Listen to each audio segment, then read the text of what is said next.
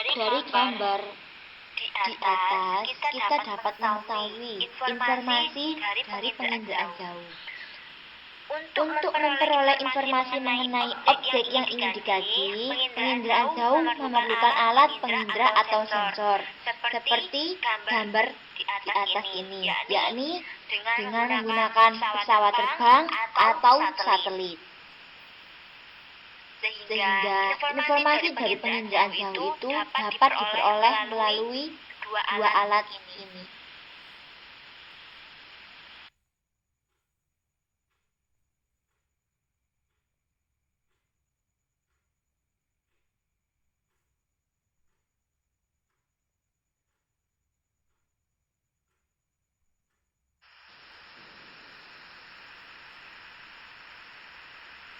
Ada 6 komponen penginderaan jauh. Yang pertama, sumber tenaga. Sumber tenaga berkaitan dengan objek yang memantulkan tenaga yang berfungsi agar sensor dapat merekam objek dari cahaya yang dipantulkan oleh objek. Lalu, jumlah tenaga yang diterima objek pada siang hari lebih besar daripada pagi atau siang hari.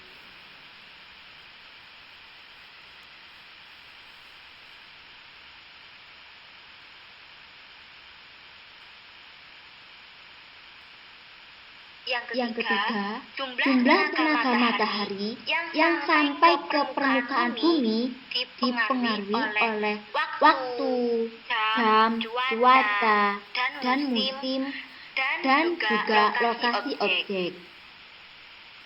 Selanjutnya, tempat-tempat yang berada di khatulistiwa, jumlah tenaga yang diterima lebih besar daripada tempat-tempat di lintang yang tinggi. Komponen penginderaan jauh selanjutnya ada atmosfer. Atmosfer membatasi spektrum elektromagnetik yang dapat digunakan untuk penginderaan jauh. Lalu, mempengaruhi panjang gelombang yang dipancarkan oleh sumber tenaga. Atmosfer juga merupakan jendela atmosfer, yakni spektrum elektromagnetik yang dapat mencapai objek di permukaan bumi. Komponen yang ketiga ada interaksi dengan objek. Interaksi dengan objek ini merupakan perekaman objek oleh satelit yang dilakukan dengan cara melacak atau tracking karakteristik gelombang yang tergambar pada citra.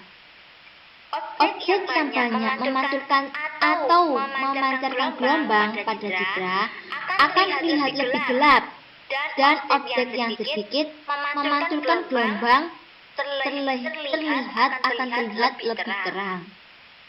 Contohnya, air yang jernih lebih banyak memantulkan cahaya dan sedikit menyerap cahaya.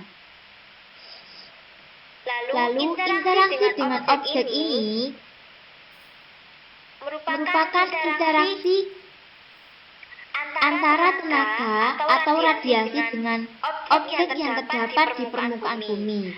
Dapat dikelompokkan menjadi beberapa bentuk. Pertama,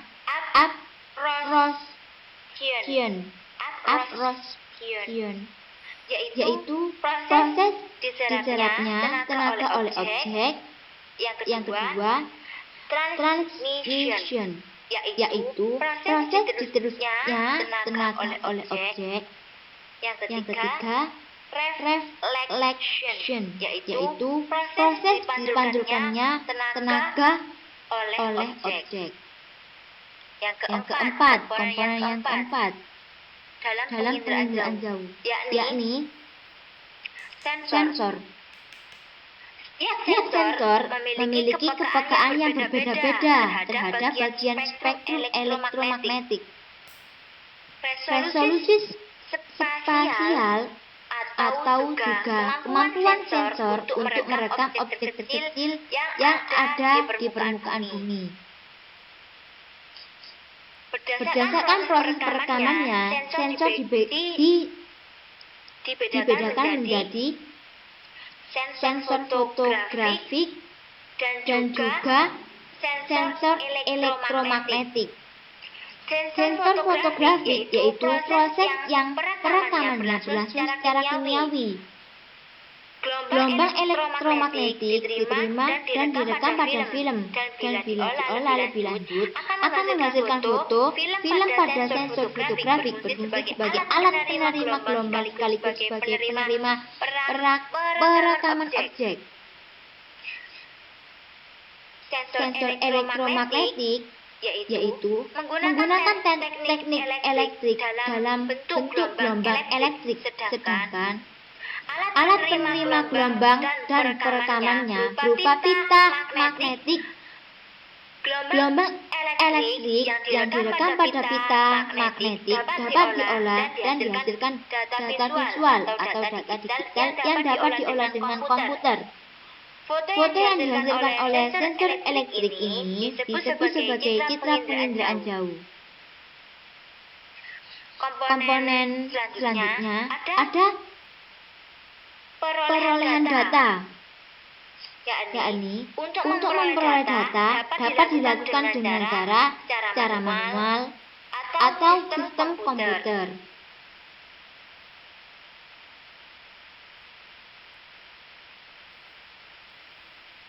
Untuk cara manual sendiri yaitu menginterpretasi foto udara atau citra atau dengan cara digital dengan bantuan komputer.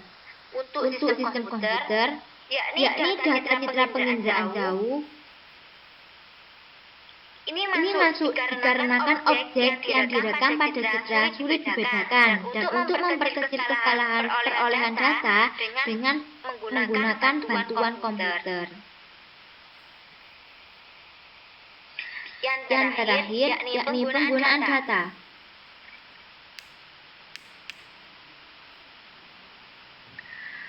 Ketetapan penggunaan data bergantung pada kemampuan dalam mengelola data yang berkaitan dengan kerincian data, kemampuan menganalisis, dan kesesuaian terhadap kebutuhan data.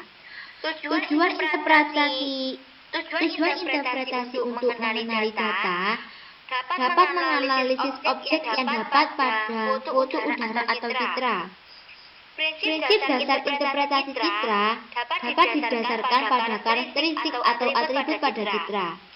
Karakteristik objek yang terekam pada citra dan digunakan untuk mengenali objek disebut unsur-unsur interpretasi citra. Berikut merupakan unsur interpretasi citra yang terdiri dari rona atau warna, bentuk, ukuran, pola, bayangan, situs, asosiasi, dan konvergensi bukti.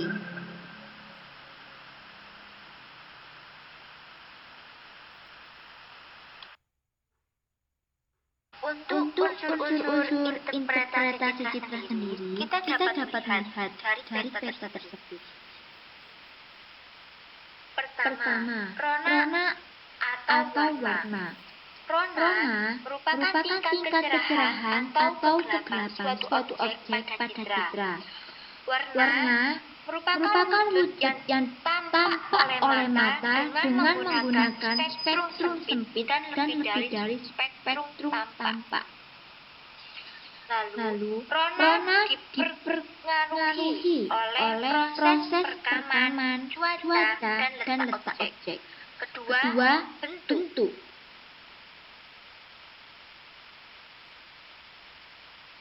Bentuk merupakan variabel kualitatif yang memberikan konfigurasi atau kerangka suatu objek. Lalu, ukuran. Ukuran menggambarkan objek berdasarkan jarak, luas, tinggi, lereng, dan volume. Lalu, ada tekstur atau tingkat kekasaran suatu objek, yakni biasanya ditandai dengan garis berwarna pada citra. Selanjutnya, ada unsur pola. Pola memiliki susunan keruangan objek yang ada di permukaan bumi. Fungsinya untuk mengetahui gambaran objek melalui ciri-ciri objek tersebut. Unsur selanjutnya ada bayangan. Bayangan merupakan objek yang dilihat dari bayangan sendiri dan dapat diidentifikasi bahwa objek tersebut tinggi atau rendah. Bayangan juga dipengaruhi oleh waktu perekaman, yakni pada siang hari, misalnya matahari datang dari timur dan bayangannya objek yang terekam berada di arah barat. Unsur selanjutnya ada situs. Situs merupakan letak suatu objek terhadap objek lainnya di lingkungan sekitarnya. Itu juga merupakan letak geografis suatu wilayah terhadap wilayah di sekitarnya. Lalu, unsur selanjutnya adalah asosiasi. Asosiasi keterkaitannya antara objek yang satu dengan objek yang lainnya. Unsur yang terakhir adalah konvergensi bukti, yakni berfungsi untuk memperoleh informasi secara rinci dengan menggunakan unsur-unsur interpretasi sebanyak mungkin untuk memperoleh data yang tepat. Konservasi bukti juga, jika semakin banyak unsur interpretasi yang digunakan, maka semakin akuratlah data yang diperoleh. Itu adalah unsur-unsur interpretasi citra. Interpretasi citra perlu kita lakukan yang pertama, mendeteksi terlebih dahulu, yakni usaha untuk mengenali objek yang terdapat di citra dengan menggunakan alat pengindra atau sensor. Alat pengindra berfungsi sebagai perekam objek yang ada di permukaan bumi. Teknik yang kedua adalah identifikasi, di mana objek yang terdapat pada citra dapat dikenali berdasarkan karakteristiknya.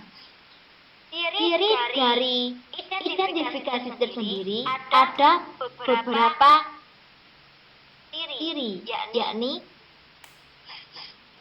pertama, ciri spektral, yaitu dihasilkan oleh interaksi antara gelombang elektromagnetik dengan objek, diantaranya dinyatakan dengan rona atau warna. Ciri yang kedua adalah ciri spasial, yaitu ciri objek terhadap ruang muka bumi yang meliputi tekstur, bentuk, ukuran, pola bayangan, situs, dan asosiasi. Ciri yang ketiga adalah ciri temporal, yaitu yang berkaitan dengan waktu perekaman. Teknik yang ketiga adalah teknik analisis yang bertujuan untuk mengelompokkan karakteristik objek yang sama dengan objek yang lainnya. Teknik yang keempat ada klasifikasi, yakni mendeskripsikan objek yang diinterpretasikan dan merujuk pada kesimpulan dan hipotesis. Itu dia teknik dari interpretasi citra.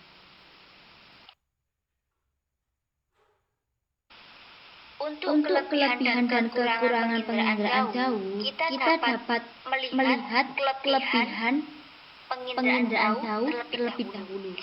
Yang pertama, dari penginderaan jauh dapat menggambarkan objek sajian sesuai dengan gambar aslinya. Yang kedua, dapat diamati secara 3D dengan bantuan alat. Yang ketiga, objek yang sulit dijangkau dapat diamati melalui ini penginderaan jauh. Yang keempat, waktu yang dibutuhkan sangat singkat. Untuk kekurangan penginderaan jauh sendiri, yakni tidak semua orang dapat menggunakan karena harus memiliki keahlian yang khusus. Lalu, alat yang digunakan dari penginderaan jauh itu sangatlah mahal. Yang ketiga, proses dari awal hingga akhir penggunaan penginderaan jauh sangatlah rumit, sehingga itu yang menyebabkan orang itu sulit untuk menggunakan penginderaan jauh. Hanya orang tertentu saja.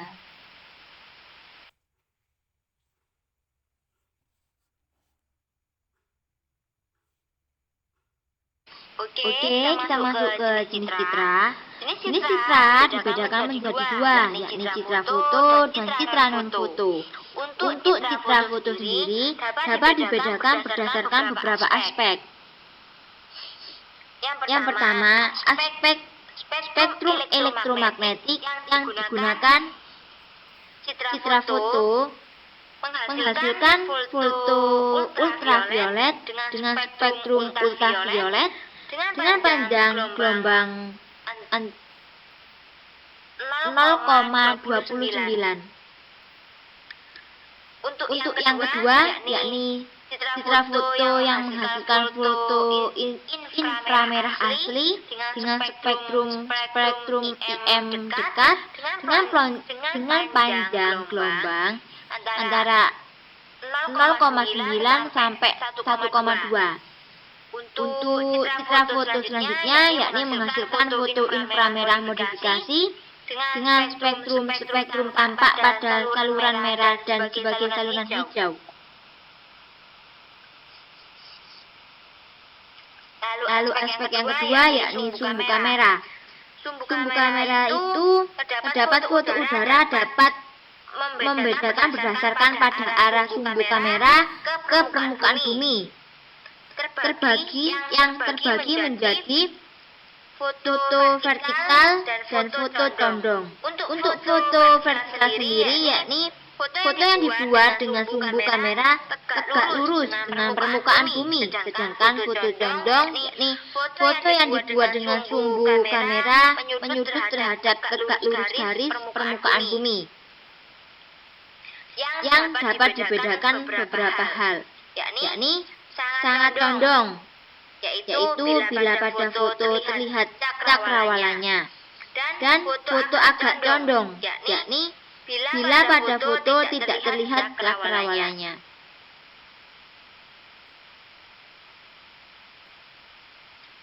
Untuk jenis yang ketiga, yakni sudut liputan kamera. Di sini ada beberapa jenis, 4 jenis kamera. Pertama, sudut kecil, sudut normal, sudut lebar, sudut sangat lebar. Untuk sudut kecil sendiri, panjang fokus yakni 304,8 dengan sudut lipatan kurang 60 derajat, dan jenis fotonya yakni sudut kecil. Untuk jenis kamera sudut normal, yakni menggunakan panjang fokus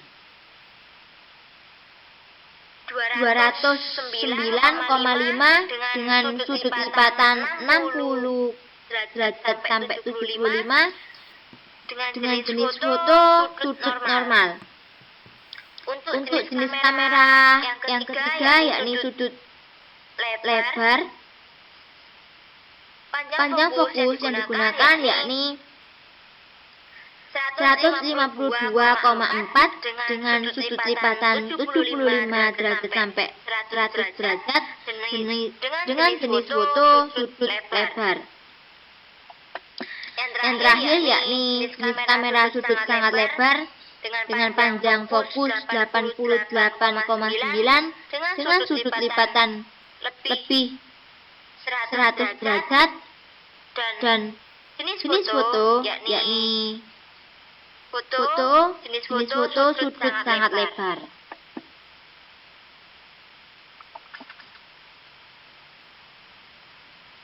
Untuk jenis yang ke jenis aspek selanjutnya yakni aspek keempat, jenis kamera.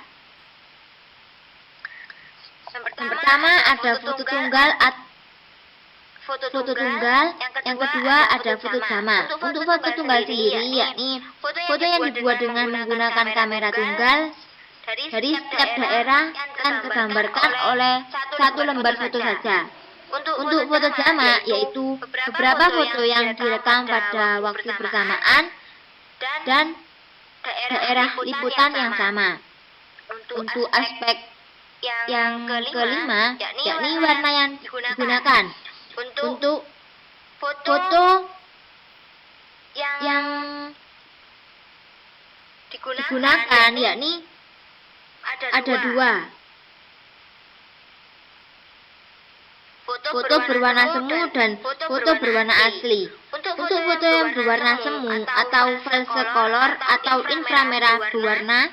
Untuk foto warna asli atau true color yaitu foto panchromatic yang berwarna, objek yang digambarkan tampak asli seperti aslinya. Untuk aspek yang selanjutnya yakni sistem wahana, yakni ada dua, foto udara dan foto satelit. Untuk foto udara sendiri yaitu perekamannya melalui pesawat udara atau balon udara. Untuk foto satelit atau foto orbital yaitu foto yang perekamannya melalui satelit. Jenis citra yang kedua yakni citra non-foto, dibedakan berdasarkan spektrum elektromagnetik, yakni dibedakan menjadi beberapa. Ini ada citra inframerah termal, yaitu citra yang dibuat dengan spektrum inframerah termal yang didasarkan atas suhu objek dan pantulannya sehingga menghasilkan warna dan warna yang berbeda. Yang kedua yakni citra radar, yaitu hasil perekaman objek dengan sistem aktif dan pasif. Yang ketiga citra gelombang mikro, yaitu dibuat dengan spektrum gelombang mikro.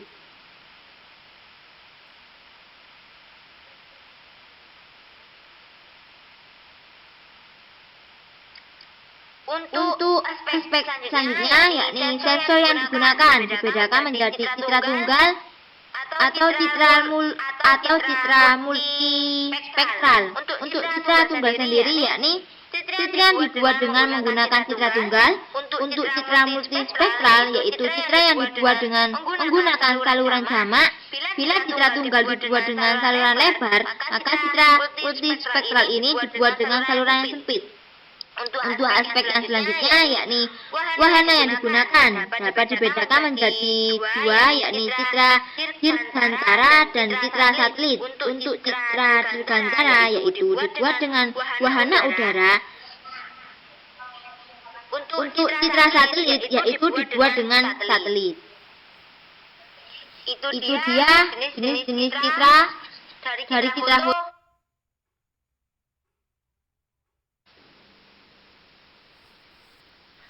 Penginderaan jauh untuk tata guna lahan.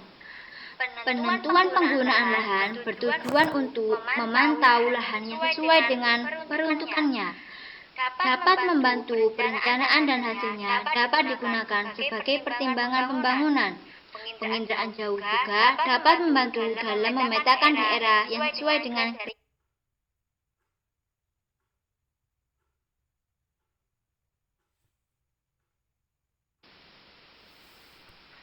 penginderaan jauh untuk tata guna lahan. Penentuan penggunaan lahan bertujuan untuk memantau lahan yang sesuai dengan peruntukannya. Dapat membantu perencanaan dan hasilnya dapat digunakan sebagai pertimbangan pembangunan. Penginderaan jauh juga dapat membantu dalam memetakan daerah yang sesuai dengan kriteria-kriteria yang telah ditentukan. Untuk kajian yang pertama, yakni kajian lahan pertanian. Tujuan pemodelan lahan pertanian untuk menjaga kelestarian lahan pertanian, menjaga kelestarian lingkungan, dan menghindari degradasi lahan. Penginderaan jauh untuk kajian lahan pertanian ini harus memperhatikan kemiringan lereng, kondisi tanah, air, kondisi sosial, dan iklim. Kemiringan lereng dapat diketahui oleh penginderaan jauh dengan melihat topografi lahannya. Data iklim untuk kajian pertanian dapat diperoleh dari satelit NOAA.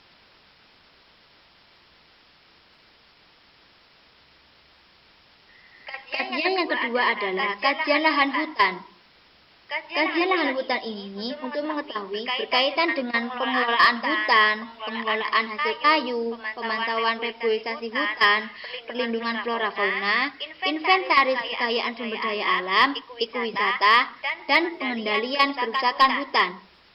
Untuk memantau kekayaan alam dapat menggunakan citra Landsat.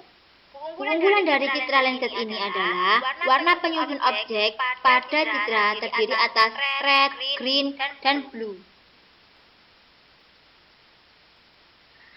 Manfaat penggunaan citra Landsat untuk kajian kehutanan yakni memonitor kerusakan hutan, visualisasi citra hutan yang belum terganggu dan sudah terganggu. Manfaat data citra satelit penginderaan jauh dalam kebakaran hutan diperoleh menggunakan satelit Spot 6 atau Pleiades Via 8. Gunanya untuk memudahkan dalam membuat rekapitulasi jumlah titik anak, melakukan mitigasi bencana alam sebelum terjadi bencana alam, dan bahan kajian untuk memulihkan lingkungan pasca bencana. Untuk kajian yang ketiga yakni kajian lahan permukiman. Untuk kajian permukiman yakni penampakan objek di permukaan bumi yang rumit dengan berbagai karakteristik sendiri dikarenakan pertumbuhan, perkembangan, dan kebutuhan akan permukiman yang cenderung terus meningkat tanpa kendali sementara jumlah lahan yang tersedia tetap. Yakni menggunakan citra ICONOS, yakni resolusi spasial 3,2 m, memungkinkan memperoleh data yang detail karena resolusi 3,2 m itu sangatlah tinggi. Pankromatik, yakni peka terhadap panjang gelombang antara 0,36 sampai 0,2 km dan memiliki kepekaan yang hampir sama dengan kepekaan mata manusia. Sehingga kesan rona sama dengan kesan mata yang melihat objek aslinya. Dapat diketahui informasi distribusi permukiman, kepadatan pemukiman, permukiman kumuh, dan permukiman di desa atau di kota. Selanjutnya, teknik interpretasi secara visual dapat dilakukan dengan mengenal objek yang berdasarkan pada karakteristik spektral dan spasialnya. Karakteristik spektral objek berdasarkan pada pantulan tenaga elektromagnetik dari objek sehingga menimbulkan rona dan warna yang beragam. Karakteristik spasial objek tercermin pada pola, bayangan, tekstur, bentuk, ukuran, situs, dan asosiasi. Untuk penginderaan jauh dalam penentuan lokasi permukiman baru,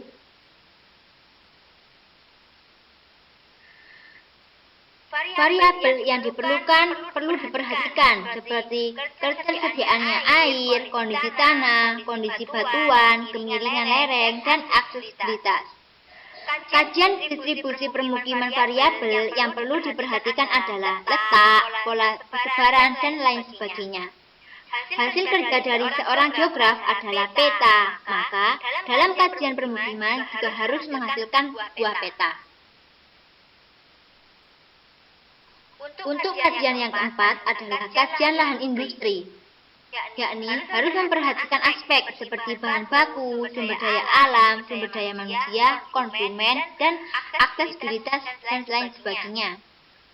Kawasan ini berkaitan dengan suatu kawasan yang terdapat di berbagai belahan industri, berguna untuk menentukan lokasi industri, pengawasan,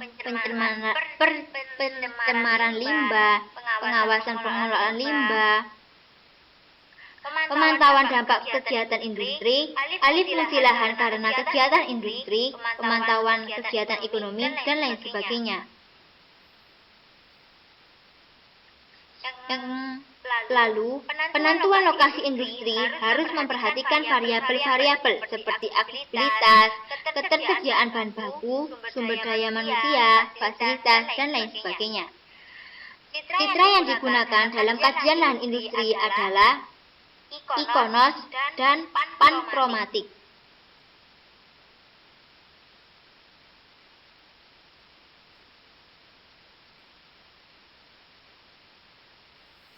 Itu dia dalam kajian-kajian penginderaan jauh untuk tata guna lahan.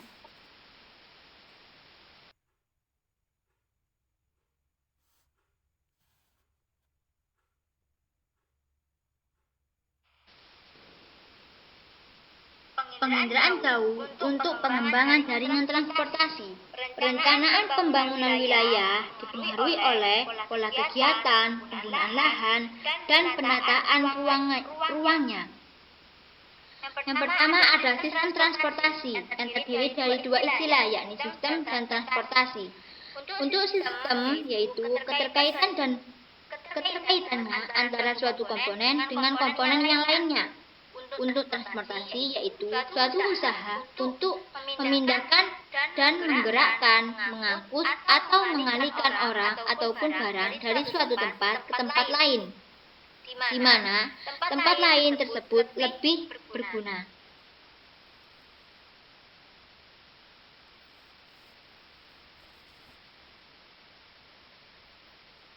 Transportasi sebagai penunjang kegiatan dan kehidupan ekonomi, politik, sosial, budaya, dan ekonomi yang berfungsi menyediakan sarana transportasi yang efektif dan efisien dalam mendukung pembangunan wilayah, serta menghubungkan antara suatu wilayah dengan wilayah yang lainnya dalam upaya mendorong pertumbuhan wilayah yang tertinggal.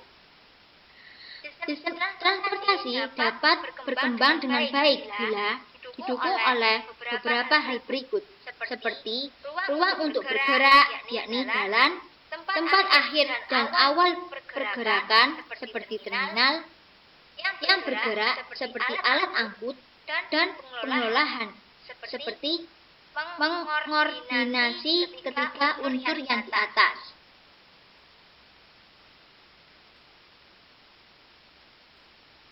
Untuk yang kedua, untuk penginderaan jauh dalam pengembangan berbagai jaringan transportasi, yakni interpretasi. Pengembangan jaringan transportasi pada teknik penginderaan jauh diarahkan untuk mengetahui kemampuan lahan yang terdapat pada jaringan jalan, mengetahui jalur alternatif, baik darat, laut, maupun udara.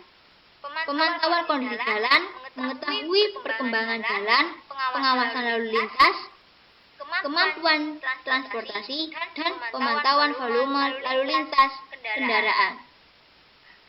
Manfaat transportasi darat, yakni penentuan lokasi halte, terminal, pembangunan jembatan, jalur alternatif, pemantauan kondisi jalan, pemantauan fungsi jalan, penentuan jalur alternatif atau evakuasi.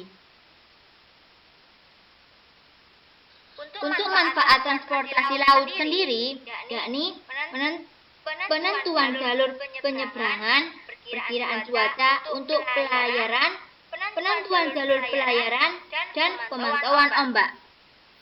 Sedangkan manfaat transportasi udara, yakni penentuan jalur penerbangan, pemantauan cuaca untuk penerbangan, dan penentuan lokasi bandara strategis.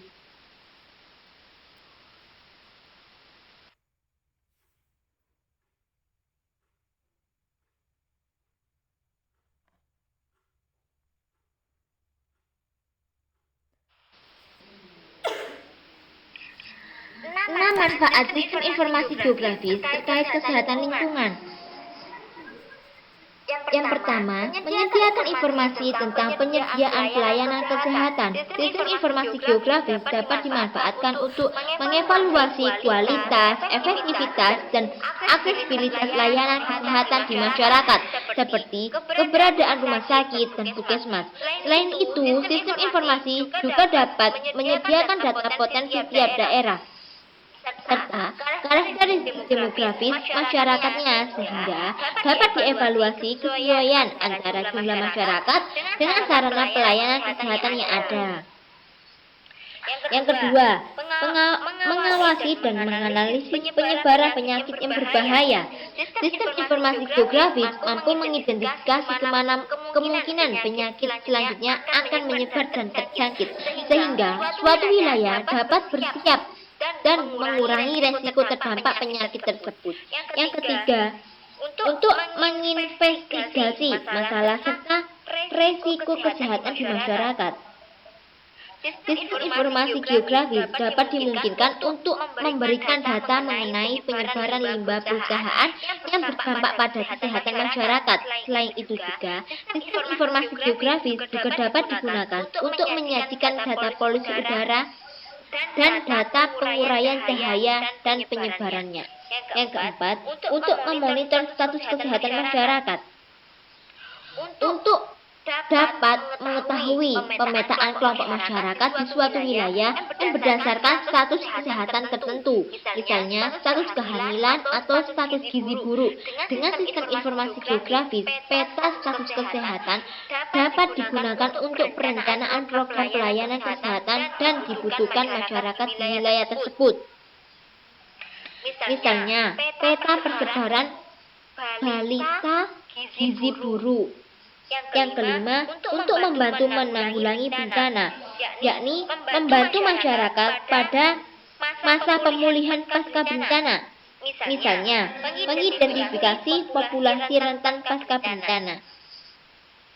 Yang keenam, yakni menyediakan informasi tentang aksesibilitas dan ketersediaan air, di mana sistem informasi geografis dapat mengetahui wilayah manakah saja yang keterbatasan air sehingga dapat dimungkinkan untuk membantu daerah tersebut.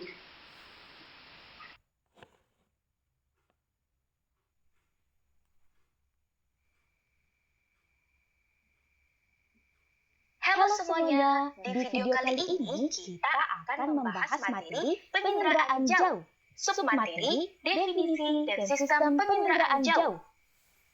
Nah, istilah penginderaan jauh tentunya sudah tidak asing lagi bagi kita. Pada era modern ini, penginderaan jauh banyak memberikan perannya dalam kehidupan masyarakat. Pernahkah kamu menggunakan Google Map atau Google Earth? Pernah menggunakan Google Map atau Google Earth tanpa kamu sadari kamu telah menggunakan penginderaan jauh. Lalu, apa sih penginderaan jauh itu?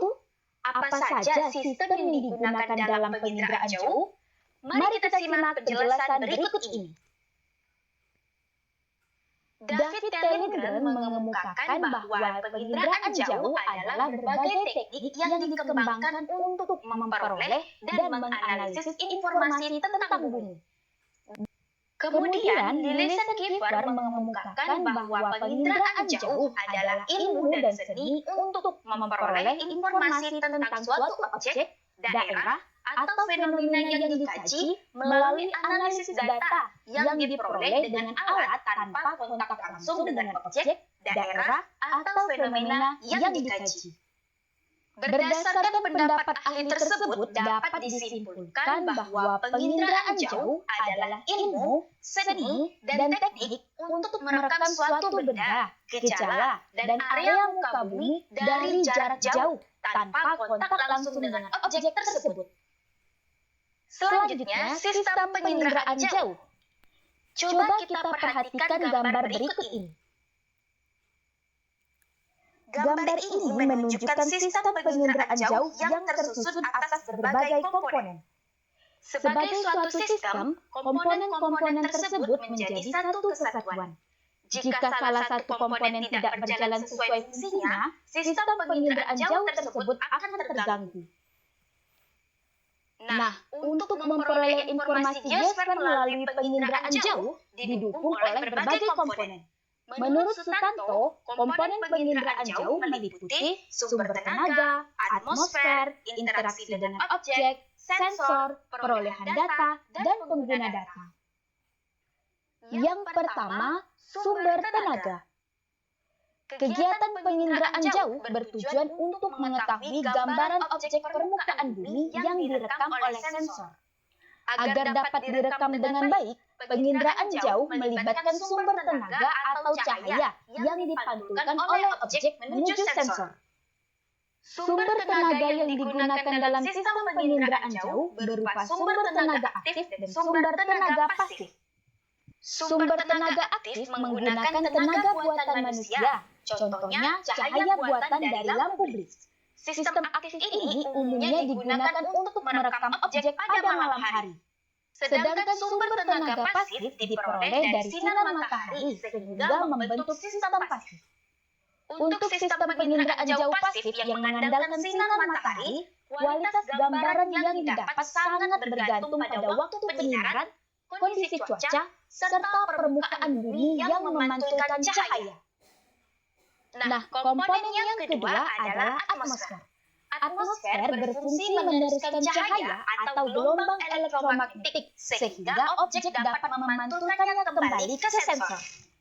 Atmosfer memengaruhi panjang gelombang yang dipancarkan oleh sumber tenaga.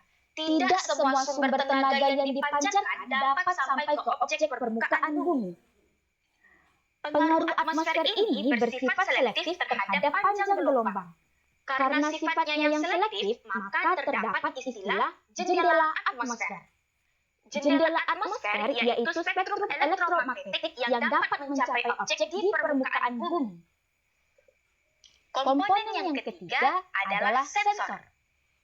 Sensor adalah benda yang digunakan untuk melacak, mendeteksi, dan merekam objek-objek di permukaan bumi dalam jangkauan tertentu.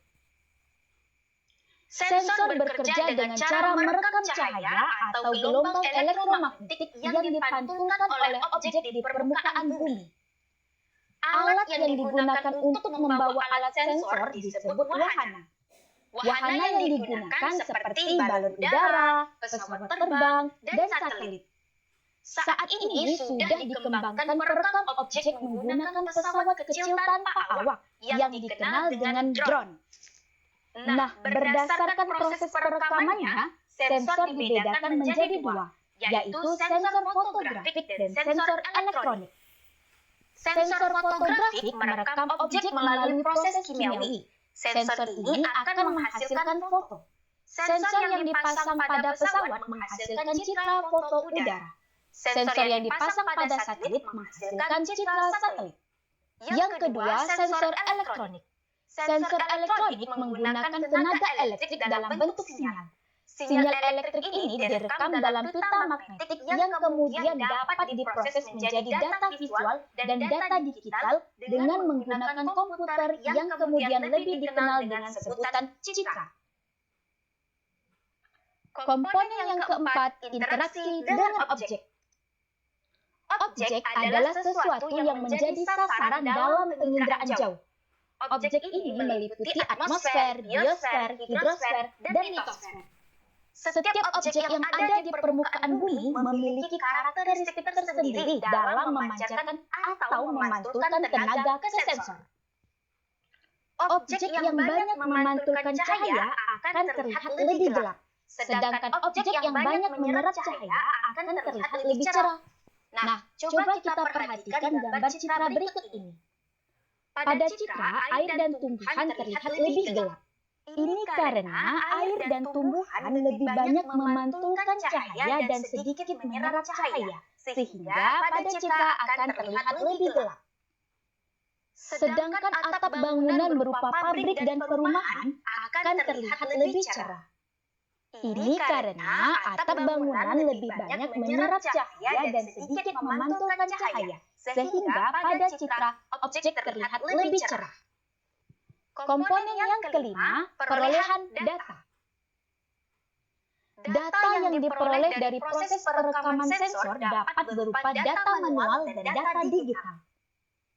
Data manual didapatkan melalui kegiatan interpretasi citra. Guna melakukan interpretasi citra secara manual, diperlukan alat bantu bernama stereoskop. Stereoskop dapat digunakan untuk melihat objek dalam bentuk 3 dimensi. Kemudian, data digital atau numerik diperoleh melalui penggunaan software khusus penginderaan jauh yang diterapkan pada komputer. Komponen yang terakhir adalah pengguna data. Pengguna data sangat penting dalam menentukan keberhasilan analisis objek di permukaan bumi. Kemampuan pengguna data dalam menginterpretasi citra menjadi kunci keberhasilan tersebut. Hasil interpretasi citra sangat ditentukan oleh keluasan, kedalaman pengetahuan, dan tingkat pemahaman penafsiran citra oleh pengguna data. Nah, itulah tadi pembahasan materi penginderaan jauh, submateri, definisi, dan sistem penginderaan